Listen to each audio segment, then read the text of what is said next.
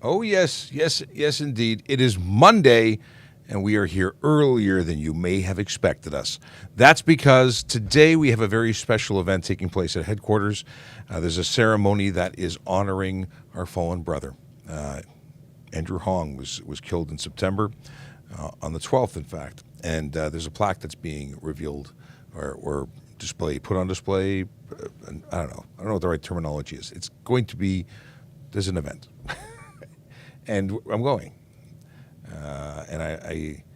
Yeah, I'm looking forward to it. It's one of those tough things. There's no one that's really over what's happened to Andrew. The loss of Andrew is being felt throughout entire service and very, very deeply here at Traffic Services and in the Motor Squad. And we're going to go and honor him. But before we do that, we're going to go live for an hour.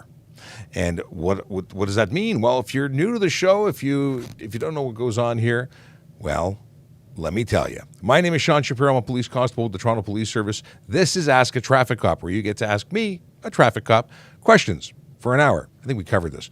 We'll talk about a bunch of things. We're going to start off by explaining. Well, first we'll talk about how you can ask questions. Then I'm going to talk about Vision Zero Enforcement Team and where they are today. We'll be looking for questions coming in from our chat and from this computer here, which happens to be paying attention to our Volley Space. Volley app is a place where you can send me video, voice, or text, and we love it. We love it. It's underutilized. You could be taking advantage of this, and many people aren't. But you can. You can change it. You can make it happen. All right. If you want to ask us questions, please use the Q&A functionality. That means use it's called Q&A. And it's available on TikTok. It's available on Instagram. If you are watching on YouTube, Twitch, LinkedIn, or Facebook, you can just ask in the chat. It comes up on screen. I can see all the people who've been saying hello, like Jacob and Big Jeff Fresh, and the LinkedIn user who could be Andrew or George, and Ryan Pinn, who says, "Hello, governor." He wrote it phonetically, of course. I wouldn't know what he was saying otherwise. Anyway, so we see, Kayla Draconis just popped in. So we see your stuff. It just comes up. And that's a mix of LinkedIn and Facebook and everything just shows up in one place. Anyway, throw questions into the Q&A and into the comments, and we will get to you. Now, quickly, Vision Zero Enforcement Team is a team of dedicated officers who go out to change driver behavior one ticket at a time. They are focused on different areas of the city, and they're sent there based on information that comes through from our analysts. Basically, where we're needed most, that's where we send our people. Now, what kind of stuff are they looking for? They are looking specifically for the big four. That is people who choose to drive beyond the speed limit, speeders. They are looking for people who are choosing to drive aggressively, running stop signs, not paying attention to things, changing lanes aggressively, anything that falls into that category of aggressive driving. And then we also have the people who choose to drive distracted, using their cell phones, entertainment devices, not paying attention. That's against law. And of course, there's also impaired drivers, and we get lots of those too. In fact, it's never ending. There are constantly people who are choosing to drive while under the influence of drugs or alcohol. I do not understand why. Since I was a little kid, I've known better. Why don't they? And many people say, well, you can't fault them. They may have a disease. They may be alcoholics. They maybe have an addiction problem. You can still blame them. There are other options. You can have a drinking problem, but you cannot get behind the wheel of a motor vehicle and then put lives at risk. There's no excuse. So with that, let me jump in. Oh, the nerd dad. It's the nerd dad. He is in the chat on YouTube. If you don't already follow the nerd dad, you really should, because he's got great content. He talks about stuff and things. He talks about being a dad. He's very funny. I like him. I'm going to be on his show again. We're going to do another episode. We're going to talk about stuff. Car stuff. It's car stuff. Let's see here. Oh, here's something that Akila Draconis brings up, and it's really a great tidbit. We talk about G1 drivers being accompanied by qualified drivers. They have to be qualified G licensed drivers to be in the passenger seat to monitor that learner while they're driving a vehicle. And one thing that people don't seem to understand or may not even know about, because who reads the fine print, not only must they have 4 years of driving experience, have those 4 dots because they have to be approved for having those years, they also have to be sober. They have to have less than 0.05 BAC, blood alcohol content, in order to supervise. So you can't be a designated driver as a G1. You're not a driver. You're a learner. You're a G2, it's a different story. But when you're a G1, yeah, You need to have someone who's actually paying attention to what you're doing. Random question, what does it take to become a Canadian citizen? Random answer, I don't know what the requirements are to become a Canadian citizen. I can tell you that you need to be a permanent resident or a Canadian citizen in order to apply to the police service, and we are hiring, www.tps.ca, but in terms of the qualifications for Canadian citizenship, I don't know. I don't know because I was born here, so I got my papers easy. They just showed up. But for becoming one, for someone who's moving here, unfortunately, I don't have an answer for you. All right, let's have a quick look because I see a bunch of volley questions have come in, and then we will go into the rest of stuff. So first off, we have, what do we have here? We have a video that I can't watch right now. Michael says, if I DoorDash during a live, can I play audio in background with navigation on the screen while moving? Now you're talking about technology versus, legally and you can't be watching us. If you're listening to our audio in the background, that's fine. You can do that if you have the technology to do that. But you can't have the screen visible to you while you are driving. If you're using DoorDash as an app, if it's in GPS mode, you can see it, but you can't interact with the screen. There's no exemption for DoorDash. GPS functionality, which I assume is part of DoorDash, would be okay if you're, sending and touching and navigating. That's not okay. You can't actually interact with your phone. Jace says, good morning, Mr. Shapiro. How are you today? Also, you are early today, or am I late? No, you are absolutely correct. We are 9 o'clock instead of 10 o'clock. We messed with you, but look at that. Everybody here is paying attention and got the memo and is here. So thank you for spending time with us this morning. Let's get into some more questions. Let's go into the Q&A functionality. I got about a dozen questions already waiting. What happens if your car breaks down on the train track? If that actually happens, you're incredibly unlucky. But I'm sure it does happen.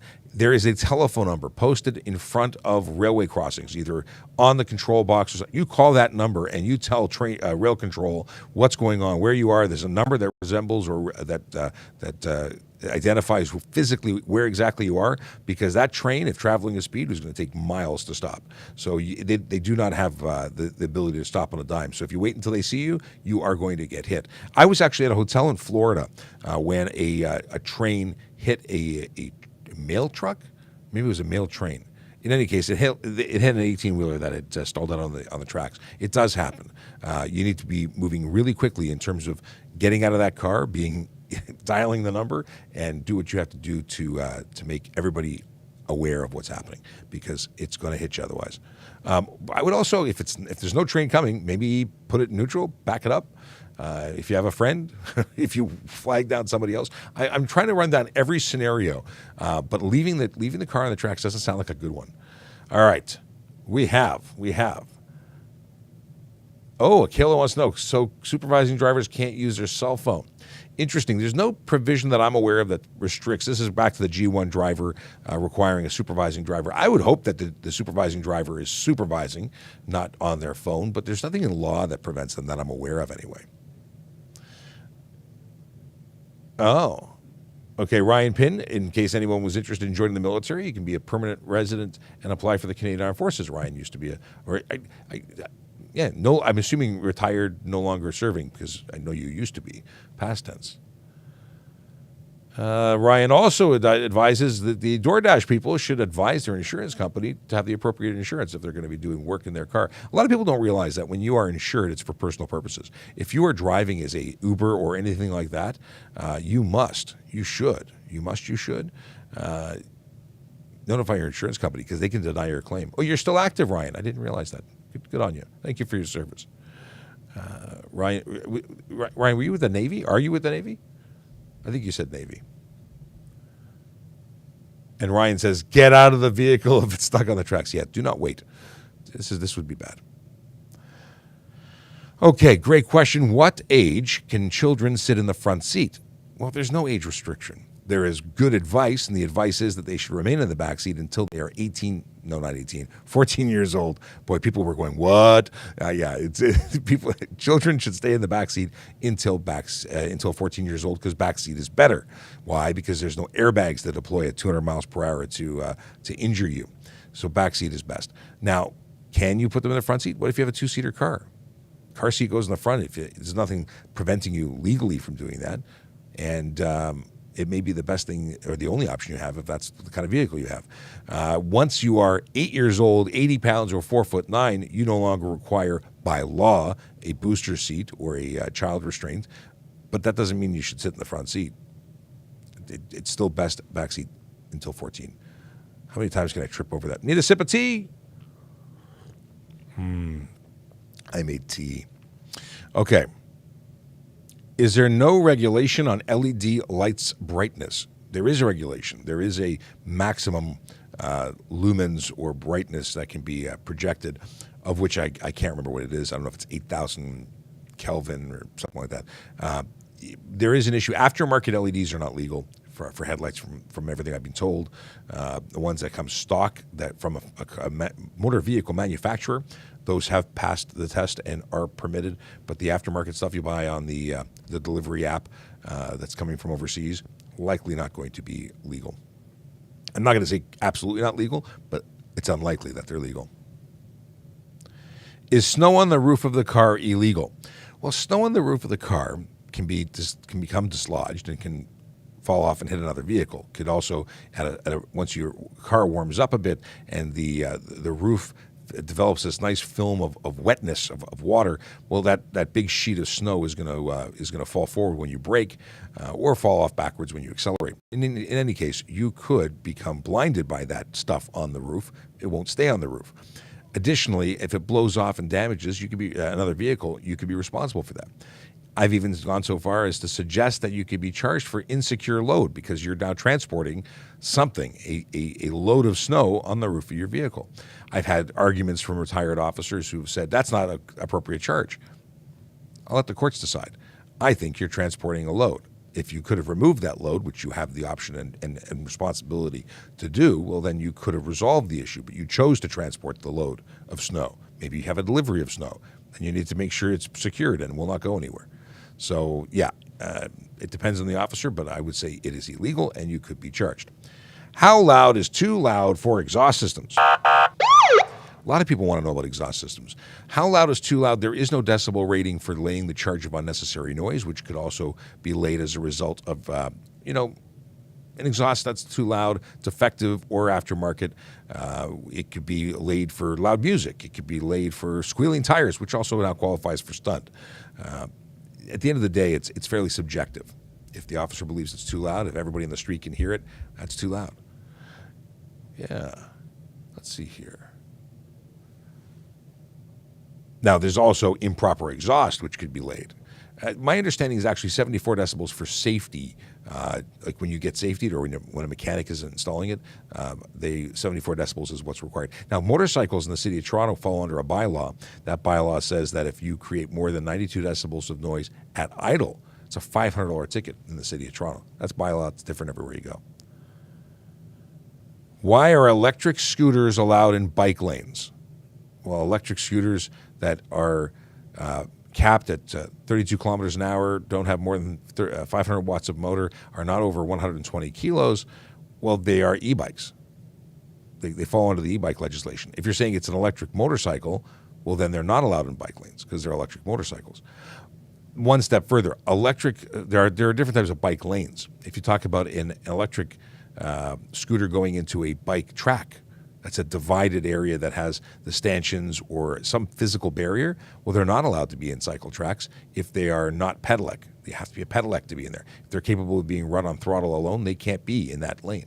So it depends on the lane you're talking about. But it's one of those things. I think we have to change the rules. I think we need to be a little more serious about e-bikes and things like that because people are taking advantage. They're basically creating electric motorcycles and riding them as though they are bicycles, and they're not. Not at that point. There are so many of them that go way beyond what's legal, and when they modify them to go too fast, they are actually driving motor vehicles. If you go more than 32 kilometers, if you're capable of going more than 32 kilometers an hour on a motorcycle, on an e-bike, that's now a motorcycle. It's a motor vehicle, requires license, ownership, and insurance. And just because I know it, I'll share with you that the fine on a first-time offense for driving without insurance, which is what you'd require if you were a motor vehicle on the road, $5,000 to $25,000. Not a fun day for you. Yeah. and up to 6 months in jail. Are LED light bars illegal? Well, LED light bars are not permitted for on-road use or off-road use, so they're perfectly legal off-road. On-road, they're perfectly illegal. What happens if you get caught without insurance? Hey, I just answered that. $5,000 to $25,000, up to 6 months in jail, and that's on your first offense. Just your first offense. It can escalate from there. Not a good idea. Not a good idea. And if you actually get involved in a collision, aside from the fact that you're not covered, you could be sued personally for everything. It's bad. A friend of mine was involved in something. He thought he was insured. The company the insurance provider, the guy selling him was taking his money, but giving him fake slips. I think it cost him $250,000 personally. Not a good idea. Yellow sticker vehicle need plate stickers. What? Do you mean commercial vehicles that or vehicles that are over a certain weight that require a what do they call it? A device sticker where it gets an inspection? Yeah, vehicles over 3,000 kilos still require stickers and renewals and stickers and renewals. That's a different story. Vehicles under 3,000 kilos, motorcycles, things of that nature, most personal vehicles don't require stickers, but do need to be renewed. And if you need to renew, even though it's free. And if you don't, you're going to get a ticket. Your vehicle's not allowed on the road. So make sure you keep up with your stuff and things. Okay, we got some volley updates.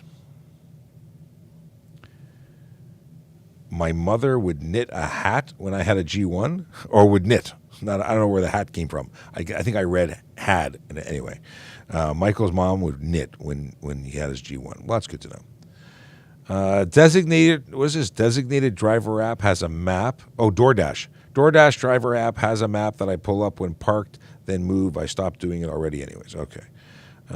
Jay says, according to Google, the Highway Traffic Act of Ontario says there is a 95 decibel limit for all cars, but that will not be at idle. It will depend between 3,000 and 3,500 RPM.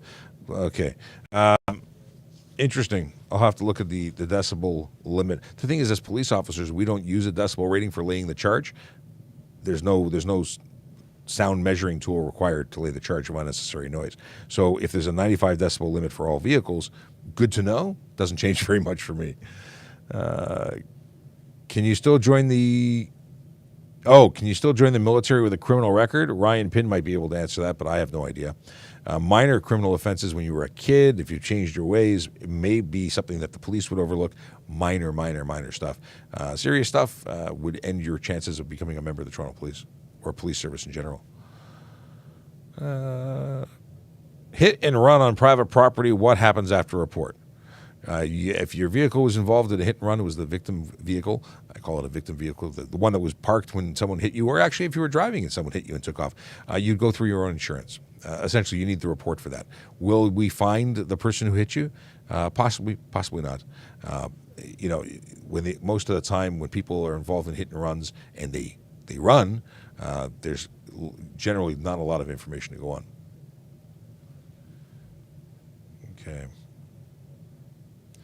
Michael read on Reddit that a Virginian drove to Alberta, was charged a few thousand, and suspended from driving for no insurance in Alberta. Apparently, Virginia does not require insurance, which is okay. If you're entering into Canada, you're required to at least have insurance. And it's funny. I don't think that people drive into the country and are asked at the border, do you have insurance on your vehicle? Because for a long, long time, it wasn't required in most states. I think it was optional. So I don't know what to tell you about there, other than you have to have insurance to drive in Ontario, even if you aren't required to have insurance wherever you are coming in from. How can we help police crack down on plate covers? I don't know. We just need to take care of it one at a time. The truth is, it's not the focus of our daily drive. When we are out on the road, we are looking for people who are choosing to, through their behavior, choosing to make the roads unsafe for everybody. We're trying to protect vulnerable road users, pedestrians, cyclists, motorcyclists, all of those people that don't have the protection that cagers, that people in motor vehicles have, regular motor vehicles with cages around them. So when people have cracked or when they have plate covers or peeling plates, we deal with that too, but it's not the focus of what we do, because yes, it's harder to identify them, and they should do it, and it is important. It's not something that's going to change your life. Whereas someone driving over the speed limit or aggressively or on their cell phone could kill somebody. Any news regarding license plate stickers? What would you like to know? Jeffrey wants to know about license plate stickers, and the deal is that if your license is active and valid, your license plate, I should say, you can renew online. If it's an Ontario-plated vehicle, it's free. If your vehicle is under 3,000 pounds, kilos. And go check it out. Punch in your license plate. It'll let you do what you got to do, if you are eligible to do it. So Ryan, in response to the becoming a member of the armed forces, depends on the offense. I'm not a recruiter, but I'm inclined to say that an offense involving drugs or death may disqualify you. That's pretty safe to make that assumption. Jay Bryan wants to know if I have ever gotten a traffic ticket. I have gotten a traffic ticket. I've had a couple. Recently, I got a parking ticket because I thought I was okay, but I wasn't okay. I was too close to an intersection, didn't realize. I paid my ticket because I take responsibility for what I do, even if what I did was wrong, even though I didn't know I was doing something wrong. I still did it. There's no fighting it in court going, I deserve a break because I didn't realize I wasn't doing it. Anyway. And then when I was a kid, newly licensed, I had one speeding ticket and one stop sign. I don't think I have any others. But I'm very open about the fact that those tickets changed my driving behavior. I don't think I ever did that again. Like it made a positive change. And that's the goal when we write a ticket. It's the not so good feeling you get for breaking the law that makes you second or think twice about breaking the law again. Because it's not fun. It's costly. Your insurance can go up. Yeah, there's reasons why there's consequences. The consequences are there to either take away your privileges, because if you continuously drive that way, you get points. The points accumulate and you lose your license. Amazing. Or your insurance just goes up till you're miserable. Either way, that negative association to your behavior should have you change your behavior. That's the hope. Why do cops not stop LED brightness abusers? Probably the same reason that we focus on speeding, distracted driving, aggressive driving, and impaired driving. Bright lights bad, but we have to catch them, and our focus is at the moment, saving lives. Can you travel on the 407 with Alberta plates? Yes, but you're going to get a nice bill in the mail as an out-of-province traveler because you don't have a transponder. So that's like $5 a trip on top of whatever you travel. And they will come after you for the money. Chaos wants to know how I feel about something, but I have no idea what they're talking about. So I'll remove your question because I just don't know what it is.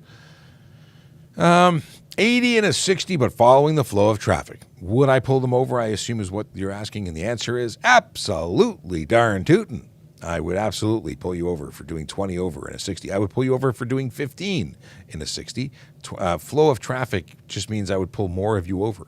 There's no exemption for speeding with a pack of people who don't follow the law. It means that all of you are guilty and all of you deserve a ticket. I don't know why there's a belief that speeding is okay, because I've never given anyone permission.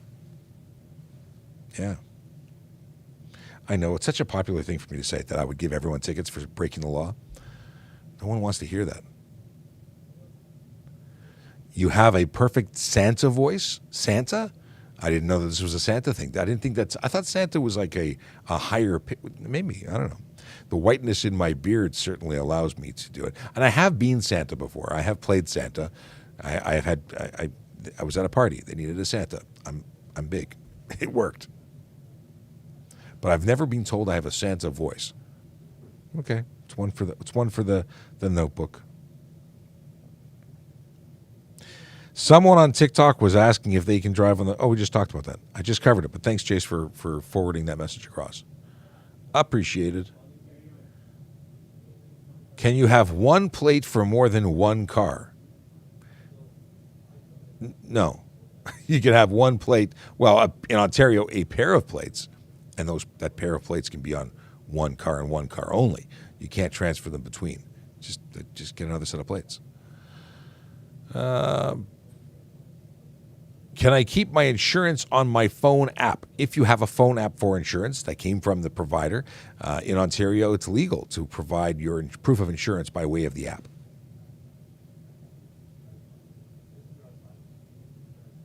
Oh, okay. I got to go back to a question, but so yes, you can. And Jay says, read the rest of it. There was more to my comment. So someone on the TikTok was asking if they can drive on the 407. I thought we covered it, but apparently he has more information. The Alberta plates saying Alberta doesn't have a reciprocal agreement with Ontario. I don't know enough about any agreement. I know that they will go after you because it's not an Ontario government thing; it's a private corporation thing. So if you go onto the app, I believe they're still going to come after you. But I might be wrong. You can check out their website and find out if they will chase you to the ends of the earth to get their money. But I don't know. I don't know for certain, but good information that might be out there. What is this? Turning left, light turns red, back up or proceed. If you are in the intersection, if you have already crossed through and you are physically in the intersection, you are legally required to complete your turn and exit that intersection. Backing up is not an option. You need to get out. Now, if you fail to clear that intersection, you can be charged for that. You're interfering with traffic for one, but in I don't know if it's a bylaw or HTA. In the city of Toronto, anyway, there's a fail to clear signalized intersection. So follow up to the insurance question. Can you have a picture of your insurance? No. You need to have either an electronic copy that is provided by your provider or your original pink slip or paper. What if you go 10 kilometers over the limit? Then you are speeding by 10 kilometers over the limit, and we can charge you for 10 kilometers over the limit. There's no freebie. There's no allowable. See the sign? If you read it, it says maximum, which means even 1 kilometer over the speed limit is against the law, and you can be charged for it. Will you get pulled over for it? Depends. If you're doing 10 over and a 30, I am going to write you that ticket every single day because you deserve it. That's 25. That's 30. It's a tremendous percentage over the limit. 15 over and a 60 is 25% over. So what would at 10 over and a 40 is 25%. See how it's big, and 10 over and a 30 is bigger. It's 33% over. It's not good. What is this? I've got an hour-long meeting at 9:30. It should have been done in 14 minutes, so I might be back. Kayla Draconis has work to do. It's always shocking that people can't just drop everything to watch this show every day. That's rude. It's actually, normally we do from 10 to 11. But today, because we have a ceremony to attend at headquarters, we did it early. Because I don't want you to lose out, even if you don't get to see it.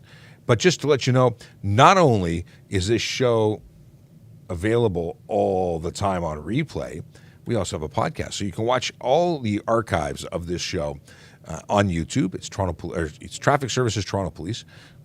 We had to be backwards because we had to. No choices were made or were given. Yeah. But you can, what else was it? There was another point I was going to make. And we have a podcast, TPS Traffic Jam, which is amazing. We have 15 episodes that are currently out. I'm editing a 16th episode. We are recording this week at least 2 more episodes. We're busy. And I think what we're going to do is I'm going to set up for the week that I'm off on vacation, which it's next week. I won't be here next week at all. I'm going to set up an episode a day, maybe more than 1 episode a day. Maybe we'll start it on the weekend. 15 episodes. We can plan 15 days of podcasts to replay, going back to that first one. Do some good stuff there. Yeah, that's what we'll do. We'll repost some old episodes to keep everyone entertained. Can you be charged for doing donuts in your driveway? Why, in Ontario, yes, you can. It's stunt driving, folks. You cannot do it on private or public property. The only places that are exempt are on tracks. Those legal, authorized, insured, with safety stuff, tracks. And people don't like that. They want to be able to do donuts in their driveway, and they can't do donuts in the driveway. Now, that's not to say we are sleeping in the bushes next to your driveway waiting for you to violate the law. But if there was a complaint, if we were called and we observed you doing that, yeah, you'd lose your vehicle for 30 days. You'd lose your license. No, I keep reversing them. You lose your vehicle for 14 days. You'd lose your license for 30. It's a bad idea. And why do you need to do it? Why can't your passenger drink while you drive? If you're drinking Diet Pepsi, you're fine. If you're talking about alcohol, well, you cannot consume alcohol in a vehicle. You can't have open alcohol in a vehicle. That's under the Liquor License Act. You just can't do it. It is under the Liquor License Act, isn't it? I believe it is. Or is it liquor control? I don't know. It's the liquor something. Yeah, I cite it. I reference it. Do I know it by heart? No. But I know it's illegal. And knowing's half the battle. Hang on a second here. Liquor License Act. I'm going to look it up. Liquor License and Control Act. Let me look up vehicle here. Oh, look at that. So driving a motor vehicle with an open container of liquor, $215. Have care and control of a motor vehicle with open container of liquid, $215. Driving a motor vehicle with an unsealed container of liquor, $215. As you can see, there's a lot of tickets for $215. So the passenger doing it is no different than the driver doing it, except the driver would get additional charges and potentially be under the influence of alcohol. Legalized drink driving. What is this? Legalized drink driving, ban drunk crashing. Roman has ideas. But I think you might want to go back to the drawing board, Roman, as enthusiastic as you may be. Yeah. let's just say no alcohol. Yeah, no alcohol. No drink drunk, no impaired. Too many people die on our roads on a regular basis. We lose way too many good people to people who choose to drive while under the influence of drugs or alcohol. It's just unacceptable. Just unacceptable. What's this? What is this? G2 fine for carrying 3 people after 12. Depends if you are talking about 3 people that are in your immediate family, because that would be illegal. Sorry, it would be legal because you're allowed to. There's an exemption for members of the same household or family. Let's see here. G2 conditions. Let me look it up for you. So it's $110. No points. That's the fine. And it's the same fine whether it's the first 6 months or the second 6 months.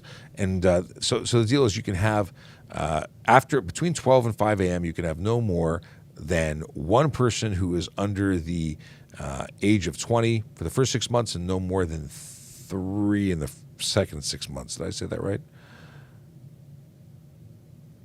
Excess of second 6 months or more, I think it's 3. Except when it comes or deals with people that are your family. Immediate family. See? Immediate family. Not enough people know about that rule. Not enough people ask about that rule. So I give you props for having even the question. It acknowledges your knowledge. Will you be stopped or fined for window tints? Well, depends on the window tints. If your tints are illegal tints, then your tints will get you stopped. Trying to think of a way to make that into something even funnier, but I'm just entertaining myself at this point. Okay, yeah, I do stop people for tints, or did stop people when I was on the road, and I do charge them for it. In fact, if it's so dark that it's unsafe, we'll pull your license plates because your vehicle no longer qualifies as a safe vehicle. If you have more than 30% light blockage, that's a pull your plate situation. If you have if you are obscuring the interior of your motor vehicle so we can't see in, that's just a $110 ticket. That's a different story. Can we take a picture of someone with having a plate cover and having a picture of a plate with a plate cover doesn't necessarily give us enough to lay the charge. We need to know time, date, location, and driver. And, of course, evidence of the offense. And then we could lay charges. Do you have to have your front license plate on? Well, they didn't give it to you so you can put it in your bedroom. You need to have it mounted on the front in a conspicuous place, and the rear one has to be mounted on the rear, illuminated and in a conspicuous place. They have to be legible, easily read, seen, understood. You cannot obscure it with any kind of cover. You cannot cover it with any kind of frame. And yes, you need to have both of them. There are charges for not having both because it's required. Okay. Rule for aftermarket bright headlights. We talked about this as we opened the show today, and the question was, what's the brightest of brightness? Sergeant Campbell might know. Sergeant Campbell, do you know? He doesn't know nothing. What's the brightest headlight? Is it 8,000 Kelvin that you're allowed to have? There's a maximum brightness before it's too bright. So Kelvin is Temperature, color temperature. is the color temperature, Yes, you're correct. and it has to display as white or amber. And if it starts going into the blue or purple spectrum, You're outside of the Kelvin the scale. So what's the brightness though? Because there's a lot of complication and discussion about headlights that are too bright, and I can't remember what the too brightness is. There is a maximum. there is a Candela. minimum and a maximum candela. Well, 300 I think is the minimum because that's when it becomes a headlight. It's a projector headlight at 300 candela. So we need to find the maximum candela. I wonder if I can find this in a quick search. So candela is different from color. Yes, I was confusing them. Headlight, improper number plate, more than 4 headlights, more than 4. Well, thank you very much. I'm not going to go down a rabbit hole to find this. Yeah, it's not in the HTA. Regulations? It's in the regulations of the headlight. And then Okay. you just write the proper headlight ticket. It's found outside of the regulations. Okay. So we'll have to get back to you guys on the what is the brightest because I still don't know the answer. But I do know where to look, so I have some homework. Improper headlights would be the charge. I believe it's $110. It is. Yeah, aftermarket headlights, make sure that they are permitted on the road. If you get a proper headlight system, OEM, it's going to be okay. And aftermarket headlights are okay. If you switch them to LEDs, they're still okay. It's an acceptable modification as long as it is properly aimed and DOT compliant. Okay, DOT compliant. And that's, I think, the issue with the LEDs that are aftermarket, because my understanding is a lot of the stuff coming from overseas are not DOT compliant. So that's the issue. So as long as you're buying something aftermarket that is approved and considered safe by DOT is Department of Transportation. For here, it's the MTO, Ministry of Transportation, but it's the same approval. Well, the DOT is The standard. approved in North America for use. Oh, it's a North America standard. And it has to be properly aimed properly. And that's usually a housing situation. Aftermarket projects differently, that changes the beam projection. Ah, good point. So Sergeant Campbell, by the way, the conversation I'm having off camera is with Sergeant Campbell, who usually jumps on the microphone but has places to go right now. And we just took him off track to steal some of his knowledge. But he makes a very good point. If you change the bulb, you may change the pattern in which the light is projected, which means you may need to re-aim your headlights. There are adjustments available. A little screwdriver, you aim up, down. They have to be properly aimed or it's improper as well. Yeah. I like it. If you're using a regular halogen bulb, Yep. the standard one is a 55-watt low beam and a 65-watt maximum high beam. 55 and 65. Yes, for 65 watts Watts of power, and we're talking about a halogen bulb. in a halogen bulb. He knows a lot of stuff.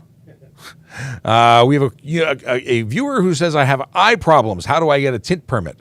You don't get tint permits. There's no medical exemption. They will tell you to go buy some sunglasses if bright lights are not good for you. But you cannot get tinted windows for that purpose because there's no medical exemption. You can get tint, but you can't make it darker than what's legal. Oh, my back hurts.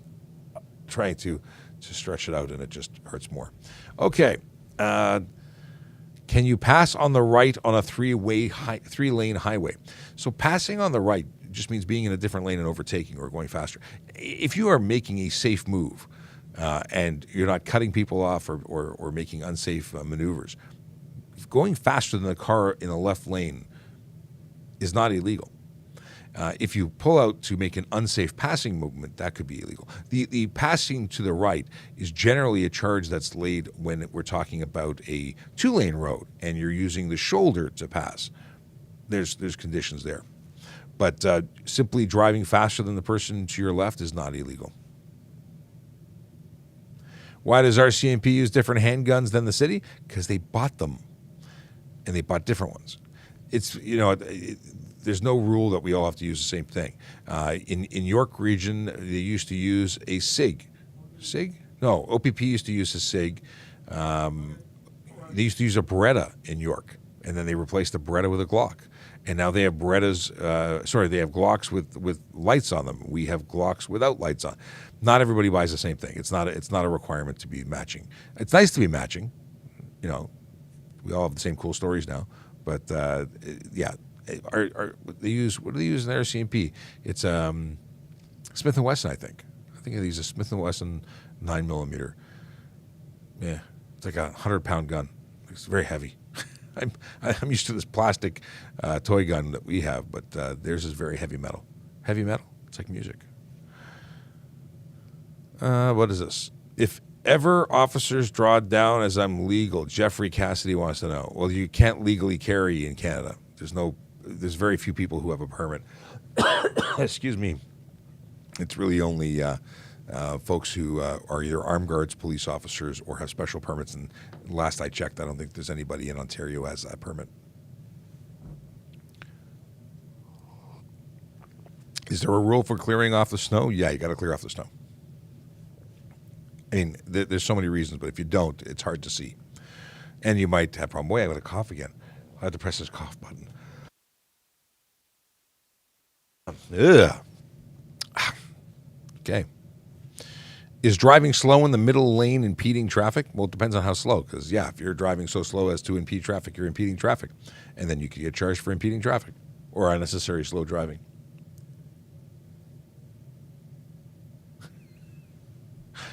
Ryan Pinn with his question. All right.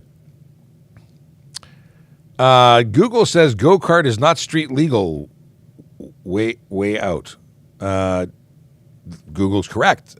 Go-karts are go-karts, and they're for go-kart tracks and off-road, but not for street, because the street requires motor vehicles with licenses and approvals and VIN numbers and things like that. Service Ontario sells plate covers. Good for Service Ontario. Most of those Service Ontario locations selling plate covers are not owned or not government locations.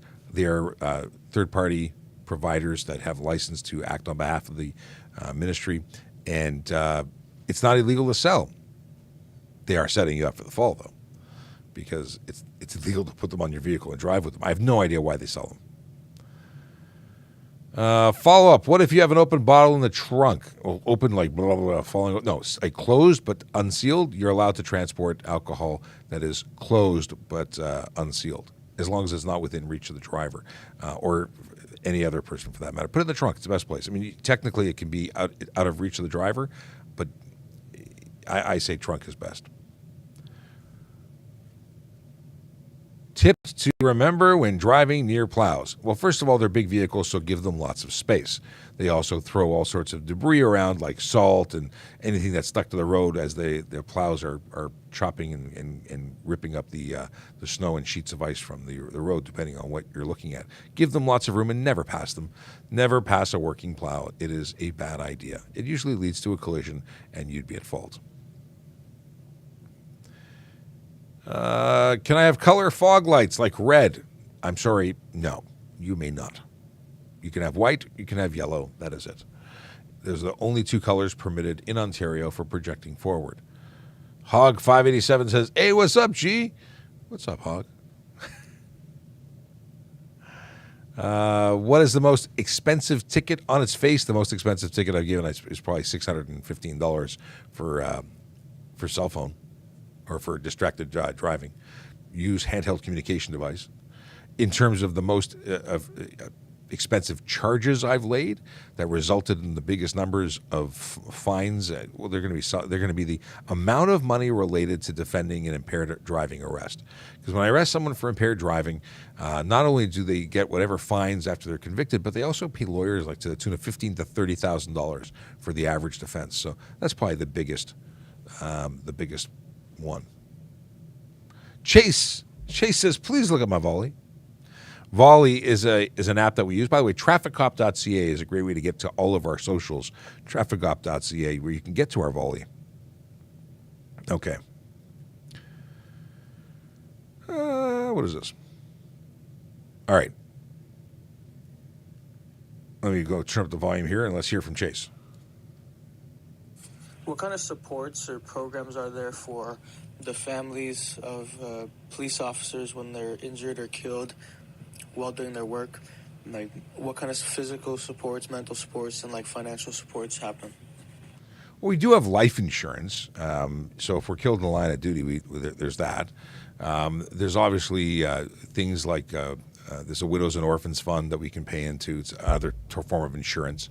And there's also groups like I want to say support groups like Beyond the Blue that are there for families. But the goal is when tragedy happens, that we come together and get the families and surviving folks as much help as they can get. 10? Okay.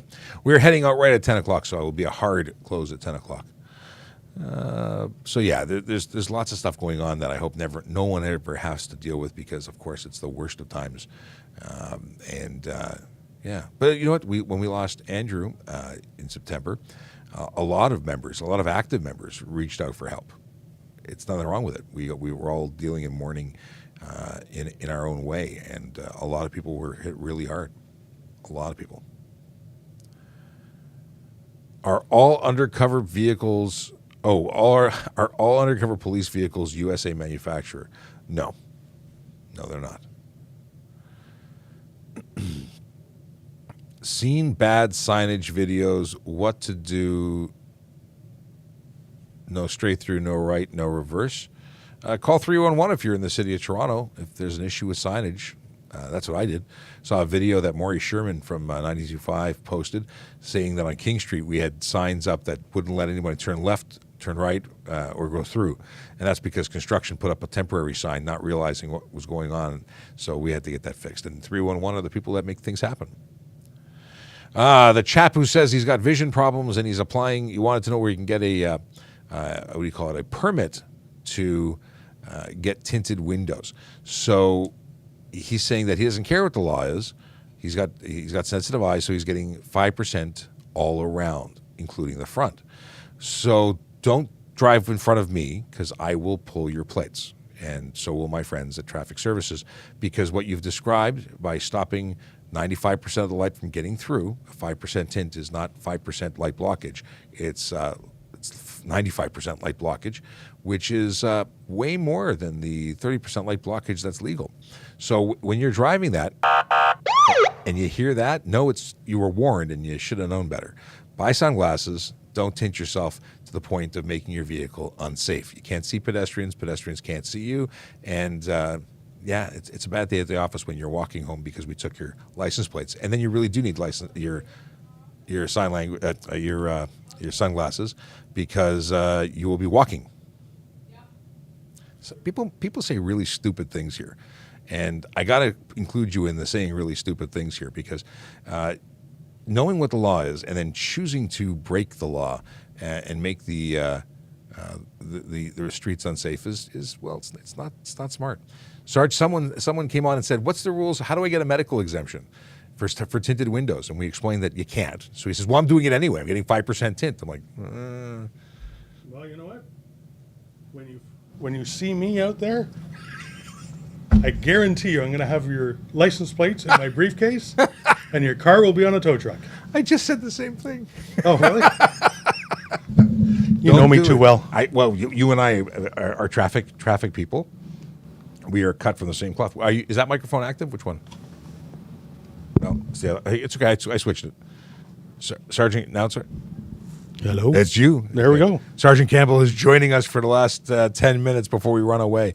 I got it. I don't know if I'm entertained or frustrated by someone who asks for the answer. Then, like, if you've got sensitive eyes, which he says he does, or they say they do, why not just wear sunglasses? It is so simple and not against the law. Right. And your sensitive eyes are there all the time. What happens when it's dark out and you tint your windshield? You can't see. Exactly. And people still can't see. That's a problem. Yeah, that's the issue. And you can buy, they've got goggles. They seal all the light. It's like having tinted windows everywhere. And they're removable. That's the ticket. Well, that's not the ticket, because you don't get a ticket if you wear them. Yeah. But okay, apparently, because you're here, I must read a joke. And this has been this particular joke. I mean, it's on the card here, but it's also been circulating on TikTok. So I wonder if people are buying the same deck of cards. An invisible man married an invisible woman. The kids were nothing to look at either. Not bad. It's not bad. It's not bad. It's not bad. What do you call a man with a rubber toe? Roberto. do you call a man with no shins? What do you call him? Tony. Toe. Knee. I heard there's a new shop called Moderation. They have everything in there. Everything in moderation. I like it. That's a good one. Yeah. All right. 2 more questions. I think you got time for 2 more. 2 questions. Yep. Okay, dad jokes are away. Can a passenger smoke cannabis if the window is open? No. You cannot consume cannabis inside a vehicle. Similar to that of the conversation we just had about alcohol. You can't have open cannabis in the car. In fact, if you're going to transport it sealed from factory or dispensary, you can have it in your pocket. But as soon as that seal is broken, it has to be outside of the reach of the driver. Same as having a sealed bottle of wine. You can have that in your pocket's a bad idea, but technically you could have it like Within reach? within reach. Yep. Then as soon as you break the seal, you can't. Yep. Has to be in the trunk. Is it trunk? Because now there's like the no trunk cars with the back seat, and I'm not on camera reaching, but it's like a SUV or Right. Can't be within reach. You can't have the ability to open it up while you're operating the car. Kevin has the best question. He says, "Can you just play the siren sound again?" I like the buttons too. What does this button do? 10, Oh, that's that one. Nope. That one. That's the other one. We are 6 minutes away from shutting down because we have somewhere to be, but we will be back tomorrow. And we're leaving a few minutes sooner. We were leaving a few minutes sooner, so you know what? We're going to take one question and we're gonna shut it down because we got to go. Is it legal to drive on streetcar tracks on Bathurst?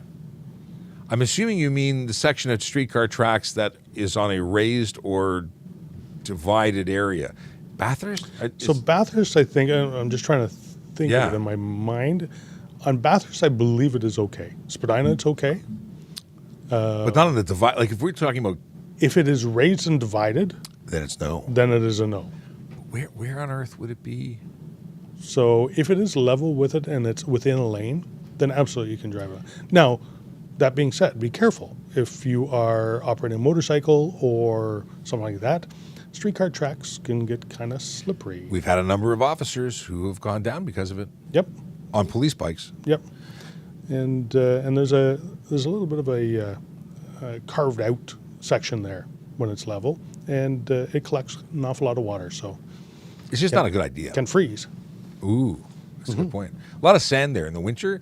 I didn't know this until I think becoming a police officer. That TTC, when they hit the brakes on the streetcars, it actually drops sand, Yes, which just makes it sandy. creates more traction. Metal on metal, once it starts sliding, doesn't have an awful lot of traction there. So same with trains. They do the same thing. Oh, do they? Yep. Ragin Canadian says, is it legal to drive with a trailer hitch installed when not actively towing something? We've talked about this a lot. In that it's not illegal, but it's not a good idea. Not only will your shins really remind you of this on a regular basis, but it might cause different damage, so much so that your insurance company may not be happy. Yeah, so your trailer hitch is mounted directly to your frame. Even if it's a factory one, it's mounted directly to your frame. Your rear bumper is designed to actually fold in certain types of collisions and save your frame from getting bent. You may be causing more damage from a small hit on it than you would if you just had your bumper and then got your bumper replaced. A lot of people seem to think that, well, all the other damage is on the other vehicle. Yeah, there may be more physical damage in terms of aesthetics, bumper, but you may have done damage and bent your frame and not even realize it. Yep. And that's bad. Exactly. Here's a great one, and this is going to be the one that ends our show. And it's, I got a ticket for making a right turn at a red. And what is this? Where's the rest of it? Oh, light camera, but the light was on red. So here's the deal. A right turn on red requires you to do something really important. Yes, you can make a right turn on red, but only after you come to a complete stop and only then proceed once it's safe to do so. Well, the camera will identify you as running the red if you don't stop, because it's against the law not to stop for a right turn, to stop for a red light when you're making a right turn. And I see this every day. So it doesn't allow you to make a right turn on red. It allows you to proceed on a red light That's the better wording. when it is safe to do so, to make a right turn. But the terminology, and it's confusing people, it's that right turn on red is legal after a stop. You must stop for all red lights, and only then can you proceed, as the sergeant said, when it's safe to do so. And what I've watched recently, I watched 5 cars, one after the other, run a red light to turn into a parking lot. It's not legal. You got to stop. Ready to go? All right, we got to go. It has been a Slice. We'll see you tomorrow at 10 a.m., not 9. Today was a weird day. Have a great day. No music. I'll do the 10, 9, 8, 7, 6. 9. It's it. 8, See you tomorrow. See you guys. 7, 6, 5, 4, 3, 2, 1, 0.